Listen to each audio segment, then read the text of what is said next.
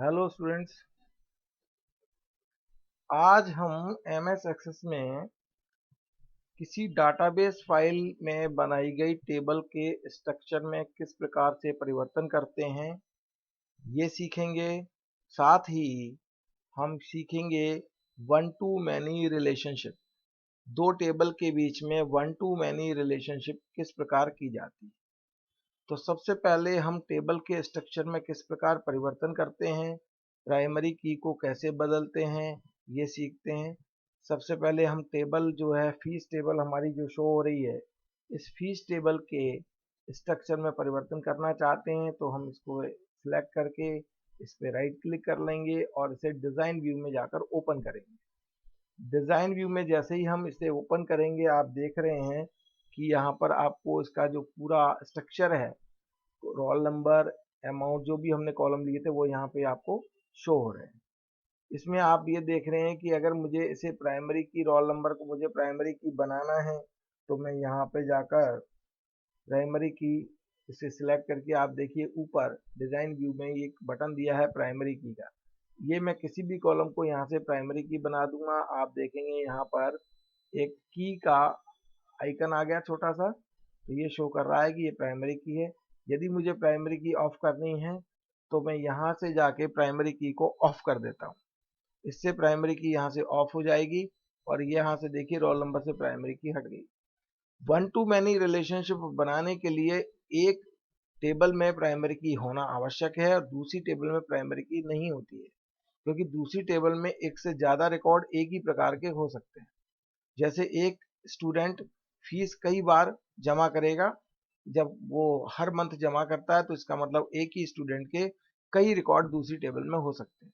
तो इसके लिए ज़रूरी है कि हम कॉलम को प्राइमरी की से हटा दें। तो हमने ये रोल नंबर को प्राइमरी की से हटा दिया।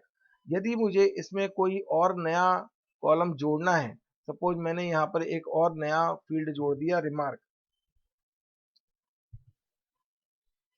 तो इस तरह से मैं टेबल में स्ट्रक्चर में चेंज कर सकता हूँ।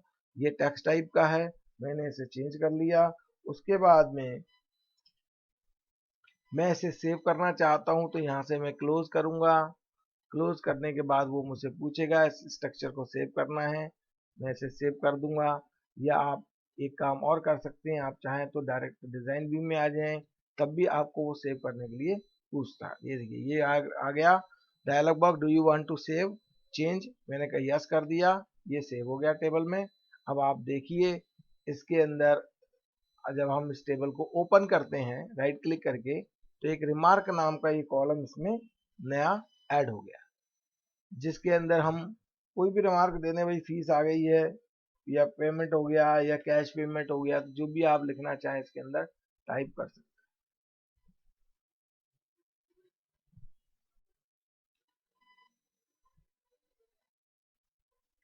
अभी फिलहाल मैंने इस तरह से का रिमार्क एक दे दिया है और ये मैंने स्ट्रक्चर में टेबल के चेंज कर दिया है और डाटा, नया डाटा इसमें सेव कर दिया है। ठीक है, तो इस तरह से मैं हम टेबल को स्ट्रक्चर को चेंज कर सकते हैं। ये क्वेश्चन आया भी है एग्जाम में कि डाटाबेस की किसी टेबल के स्ट्रक्चर को चेंज करने का पूरा मेथड लिखिए, तो वो आप इस तरह से पूरा बता सकते हैं कैसे उसमें। अब हम ये सीखते हैं कि डाटाबेस फाइल में जो टेबल बनाई हैं उन दोनों टेबल के बीच में मल्टीपल यानी रिलेशनशिप जो बना रहे हैं वो वन टू मैनी रिलेशनशिप कैसे बनेगा। तो सबसे पहले हमें करना ये है, दोनों टेबल्स को क्लोज कर देते हैं। अब मैंने उस दिन बताया था कि रिलेशनशिप जो ऑप्शन होता है वो कहाँ मिलता है आपको, ऊपर डाटाबेस टूल्स में। तो डाटाबेस टूल्स में ये आप देखिए दोनों टेबल यहाँ शो हो रही हैं, दोनों में रिकॉर्ड डाले हुए हैं। अब हम डाटाबेस टेबल के अंदर जाते हैं, यहाँ पर आपको एक बटन शो होता है रिलेशनशिप। रिलेशनशिप बटन पर आप क्लिक कर देते हैं। यहाँ पर पहले मैंने रिलेशनशिप बनाया है, इसे मैं डिलीट कर देता हूँ। राइट क्लिक किया, डिलीट कर दिया। उसने आपसे पूछा डिलीट करना है, आपने यस किया। उसके बाद लेआउट क्लियर लेआउट कर दिया। उसने फिर पूछा लेआउट भी हटाना है यानी टेबल भी हटाने, यस कर दिया और क्लोज करके इसे सेव करके हम बाहर आ जाते हैं। अभी रिलेशनशिप क्लियर हो गया। ये एक बार आप और सीख गए कि रिलेशनशिप हटाते कैसे हैं। अब दोबारा रिलेशनशिप बनाना है, डाटाबेस टूल में जाइए, रिलेशनशिप में जाइए, ये हम रिलेशनशिप में आ गए। ये रिलेशनशिप विंडो है। यहाँ पर आप शो टेबल वाला बटन दबाएंगे तो आपको वो स्ट्रक्चर आ जाएगा। इसमें आप स्टूडेंट डिटेल टेबल ले लीजिए, ऐड करेंगे उसे, फिर फीस टेबल लेते हैं, उसे भी ऐड कर देते हैं और क्लोज करते हैं। यहाँ आप देख रहे हैं कि रोल नंबर इसमें एक प्राइमरी की है पहली टेबल में, जबकि दूसरी टेबल में रोल नंबर प्राइमरी की नहीं है, लेकिन दोनों में एक फील्ड कॉमन है, रोल नंबर, दोनों ही टेबल में। यहाँ पे ये प्राइमरी की है, यहाँ पर प्राइमरी की नहीं है। अब आपको करना यह है कि रोल नंबर वाली फील्ड को ड्रैग करते हुए दूसरी टेबल में जाना है और रोल नंबर पर छोड़ना है इसे। यहाँ पर आप देखेंगे एक डायलॉग बॉक्स आ गया, एडिट रिलेशनशिप, जिसमें आपको शो हो रहा है 1 to many रिलेशनशिप है ये। तो ये आप ये बना रहे हैं 1 to many रिलेशनशिप। इसके बाद आपको करना ये है इन तीनों ऑप्शन को सिलेक्ट कर लेना है और क्रिएट करना है। जैसे ही आप क्रिएट करेंगे आप देखेंगे यहाँ पर ये रिलेशन आ गया 1 to many, यहाँ 1 लिखा है या इनफाइनेट। इनफाइनेट का मतलब ही है 1 to many रिलेशनशिप। इस 1 to many रिलेशनशिप को अब आप क्लोज कर देते हैं या सेव कर देते हैं। अपने आप क्लोज करेंगे तो वो सेव करने के लिए आपसे पूछता है, आपने सेव कर दिया। अब हम चेक करना चाहते हैं तो जिस टेबल में हमारी प्राइमरी की है यानी स्टूडेंट डिटेल, उसमें जाकर आप रिलेशन शो कराएंगे।